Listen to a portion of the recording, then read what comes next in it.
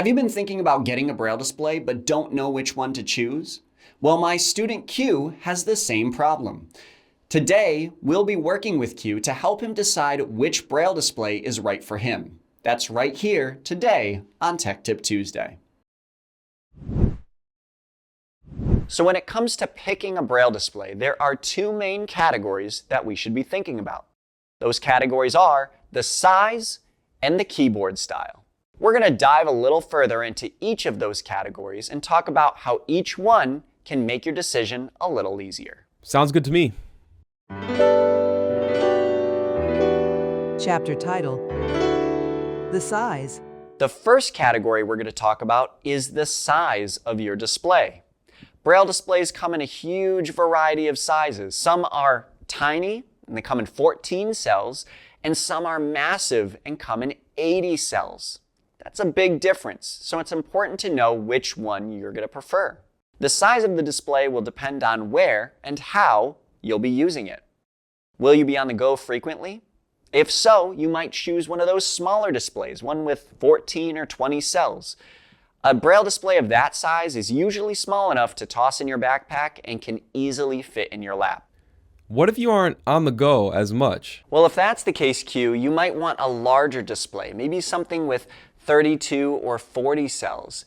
For example, this Brailliant BI40X has 40 cells of Braille. Another example is the APH Mantis Q40. Oh, cool. I noticed that the number of cells is usually part of the name of the display. That's pretty helpful. Yeah, isn't that cool, right? The Mantis Q40 has 40 cells of Braille. The Chameleon 20 has 20 cells of Braille. Yeah, I get it. It makes it really easy to remember how many cells each one has, so you know when you're deciding, but there are just so many to choose from. How would I even pick? Yeah, it's true. There are a lot of options, and it makes it difficult to figure out which size of Braille display might be best.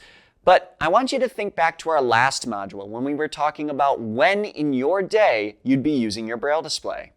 Would you be using your Braille display just at school, or would you be taking it home and using it for homework? Do you have enough desk or bag space? All of these questions might help you identify if a smaller Braille display is going to be best or a larger one.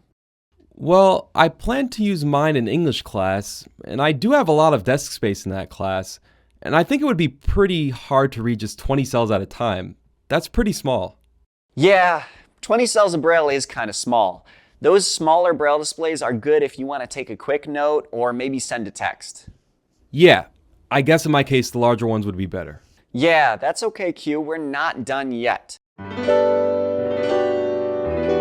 Chapter title: The keyboard.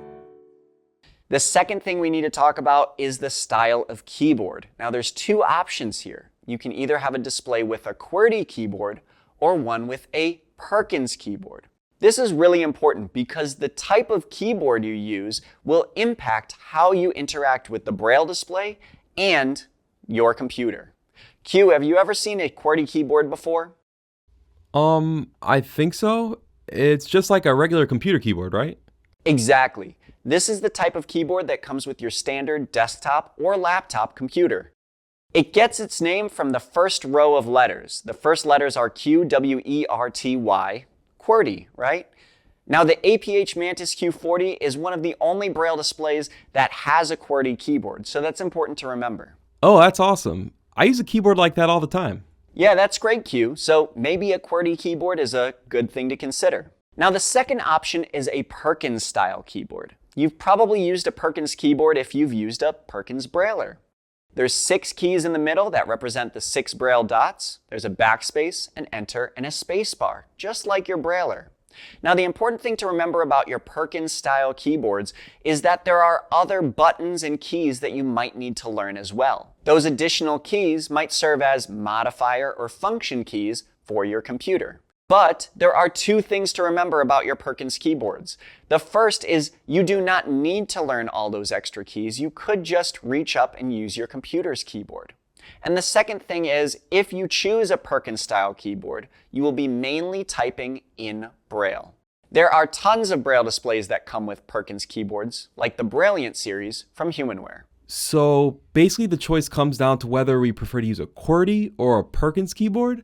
How do we know which one to choose? It comes down to, what are you most comfortable with? Do you want to type on a QWERTY keyboard, or do you want to type in Braille on a Perkins-style keyboard?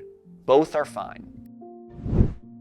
Now, this video came from our newest edition of the screen reader curriculum, Diving into Braille Displays. In this course, we teach you how to choose, to connect, and even to use your new Braille display to read, write, and edit documents, and even to navigate the internet. If you're interested in learning more about Braille displays and the screen reader curriculum, visit our website, itvision.org. That's EYETVISION.org. The link is in the description. In the next month, right here on Tech Tip Tuesday, we'll begin tackling the issue of reading books on your computer. We'll answer questions like, how do I find accessible books? How do I read them? And what options are available?